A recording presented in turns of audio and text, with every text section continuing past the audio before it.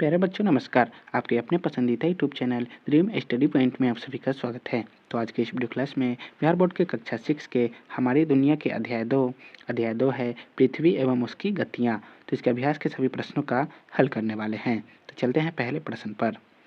पहला प्रश्न है उचित विकल्प पर सही का निशान लगाइए। पहला प्रश्न है समदिवा रात्रि होते हैं 21 मार्च और 23 सितंबर को। 2 नंबर प्रश्न है सबसे बड़ा दिन होता है 25 दिसंबर को। 3 नंबर प्रश्न है पृथ्वी अपने अक्ष पर झुकी है तो 23.5 डिग्री हो जाएगा। कितना हो जाएगा? 23.5 डिग्री। और चौथा प्रश्न है शीतोष्ण कटिबंध में क्या होता है? अधिक ठंड एवं गर्मी पड़ती है। 5 नंबर प्रश्न है जहाँ सालों भर गर्मी पड़ती है वह क्षेत्र कहलाता है उष्णकटिबंध। 6 नंबर प्रश्न है पृथ्वी आकार में चंद्रमा से क्या होता है? तो बड़ा होता है। 7 नंबर प्रश्न है चांद पर पहुंचने वाले पहले व्यक्ति कौन थे? तो राकेश शर्मा थे। 2 नंबर प्रश्न है खाली जगहों को भरें। पहला है उत्तरी ध्रुव से दक्षिणी ध्रुव को मिलाने वाली काल्पनिक रेखा डैश कहलाती है? तो अक्ष कहलाती है। दूसरा पृथ्वी डैश गति के कारण दिन रात होते हैं? तो घूर्णन गति या दैनिक गति के कारण। तीसरा विषुवतीय प्रदेश में सूर्य की किरणें सालों भर डैश पड़ती है? तो सीधी पड़ती है। चौथा पृथ्वी डैश से डैश की ओर घूमता है? तो पश्चिम से पूरब की ओर घूमता है। 3 नंबर प्रश्न है निम्नलिखित प्रश्नों के उत्तर दे। 3 का पहला है ध्रुव पर 6 महीने लगातार दिन और रात क्यों होते हैं? तो इसका उत्तर होगा उत्तरी ध्रुव पर सूर्य का प्रकाश लगातार 6 महीने पड़ता है तो यहाँ 6 महीने लगातार दिन होते हैं और ठीक उसी समय दक्षिणी ध्रुव में अंधेरा होने के कारण ही दक्षिणी ध्रुव में लगातार 6 महीने रात होती है। 2 नंबर प्रश्न है दैनिक गति और वार्षिक गति में क्या अंतर है? तो इसका उत्तर हो जाएगा दैनिक गति।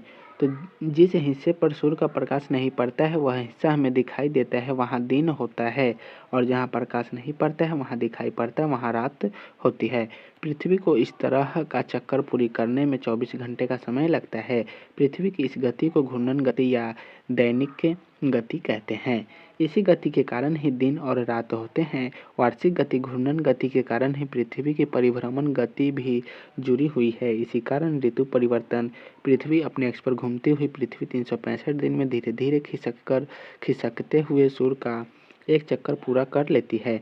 पृथ्वी की इस वार्षिक गति को ही परिभ्रमण गति कहा जाता है।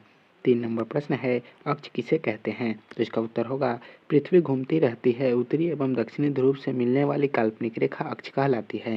पृथ्वी भी अपने अक्ष पर घूम रही है लेकिन पृथ्वी पर ग्लोब की तरह उत्तरी ध्रुव से दक्षिणी ध्रुव को मिलाने वाली कोई रेखा नहीं है। ग्लोब पृथ्वी का नमूना है इसलिए ग्लोब अपने अक्ष पर सीधी नहीं खड़ी होकर एक ओर झुकी हुई है। क्योंकि पृथ्वी अपने अक्ष पर 23.5 डिग्री झुकी हुई है। 4 नंबर प्रश्न है पृथ्वी किस दिशा में घूमती है? तो इसका उत्तर हो जाएगा पृथ्वी पश्चिम दिशा से पूर्व दिशा की ओर घूमती है। 5 नंबर प्रश्न है पृथ्वी के किस भाग में सबसे कम गर्मी पड़ती है और क्यों? तो इसका उत्तर होगा पृथ्वी के शीतोष्ण कटिबंध क्षेत्र में जैसे जैसे उत्तर या दक्षिण में बढ़ते हैं सूर्य की किरण तिरछी होती जाती है और बड़े हिस्से में फैल जाती है जिसके कारण कम गर्मी पड़ती है। 5 नंबर प्रश्न है क्रियाशीलन चार्ट पेपर पर पृथ्वी का चित्र बनाकर उसमें विभिन्न ताप कटिबंध को अलग अलग रंगों में दिखाकर कक्षा में प्रदर्शित कीजिए। तो इसका उत्तर होगा इसका छात्र शिक्षक की सहायता से स्वयं कर लेंगे। 6 नंबर प्रश्न है नीचे कुछ महादेश एवं महासागरों के नाम छुपे हैं उनको पहचान कर लिखना है। तो इसका उत्तर क्या हो जाएगा? महादेश में पहला क्या हो जाएगा? एशिया महादेश। दूसरा हो जाएगा यूरोप महादेश। तीसरा हो जाएगा ऑस्ट्रेलिया महादेश। चौथा अफ्रीका महादेश। 5वां हो जाएगा उत्तरी अमेरिका महादेश। छठा दक्षिणी अमेरिका महादेश और 7वां क्या हो जाएगा? अंटार्कटिका अमेरिका महादेश। और महासागर में हो जाएगा पहला हो जाएगा हिंद महासागर, दूसरा हो जाएगा प्रशांत महासागर, तीसरा हो जाएगा अटलांटिक महासागर और चौथा हो जाएगा आर्कटिक महासागर। तो प्यारे बच्चों आज की इस वीडियो को यहीं समाप्त करते हैं। फिर मिलेंगे नेक्स्ट वीडियो में। वीडियो अच्छा लगा होगा तो वीडियो को लाइक कर दीजिएगा, चैनल को सब्सक्राइब कर दीजिएगा। तो आप सभी को वीडियो देखने के लिए बहुत बहुत धन्यवाद।